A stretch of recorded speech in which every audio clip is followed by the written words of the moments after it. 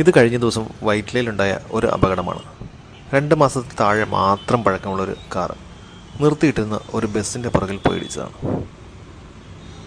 ഇങ്ങനെ ഒരു അപകടമുണ്ടായാൽ എത്ര രൂപ ഇൻഷുറൻസ് ക്ലെയിം കിട്ടും? നമ്മളെല്ലാവരും സ്വന്തമായി കാറുള്ളവരും കാറിന് ഇൻഷുറൻസ് ഉള്ളവരുമാണ്. പക്ഷേ ഇൻഷുറൻസ് എടുക്കുന്ന സമയത്ത് നമ്മളിതിൻ്റെ ഒന്നും കവറേജിനെ കുറിച്ച് ചിന്തിക്കാറേയില്ല. ഒരു അപകടം പറ്റിക്കഴിയുമ്പോഴാണ് നമ്മളിതിനെക്കുറിച്ച് ആലോചിക്കുന്നത്. നമ്മൾ പുതിയൊരു കാർ ഇൻഷുറൻസ് എടുക്കാൻ നോക്കിയാൽ 10 മുതൽ 80% വരെ ഡിസ്കൗണ്ടിൽ ഇൻഷുറൻസുകൾ ലഭ്യമാണ്. പക്ഷേ കോമ്പറ്റീഷൻ കൂടുമ്പോൾ പ്രൈസ് കുറക്കാനായിട്ട് പല ആഡ് ഓൺ ബെനിഫിറ്റുകളും ഇവർ കട്ട് ചെയ്തിട്ടാണ് നമുക്ക് പ്രൈസ് കോട്ട് ചെയ്യുന്നത്. ഏതൊരു കാറിൻ്റെയും ഇൻഷുറൻസിൻ്റെ കവറേജ് നിശ്ചയിക്കുന്നത് IDV വാല്യൂവിൻ്റെ അടിസ്ഥാനത്തിലാണ്. എന്താണ് IDV?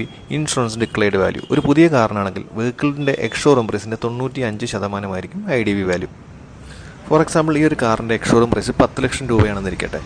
2 ലക്ഷം രൂപ രജിസ്ട്രേഷനും റോഡ് ടാക്സിനും കൂടിയായി, 50,000 രൂപ ഇൻഷുറൻസിനുമായി എന്നിരിക്കട്ടെ. അപ്പോൾ ടോട്ടൽ 12.5 ലക്ഷം രൂപയായി. നോർമൽ കോംപ്രഹെൻസീവ് ഇൻഷുറൻസ് ആണെങ്കിൽ ഒരു ടോട്ടൽ ലോസ് ആകുകയോ അല്ലെങ്കിൽ വണ്ടി മോഷണം പോവുകയോ ചെയ്താൽ എക്സ്ഷോറൂം പ്രൈസിന് 90% എന്നുവെച്ചാൽ 9.5 ലക്ഷം രൂപ മാത്രമായിരിക്കും ക്ലെയിം കിട്ടുക.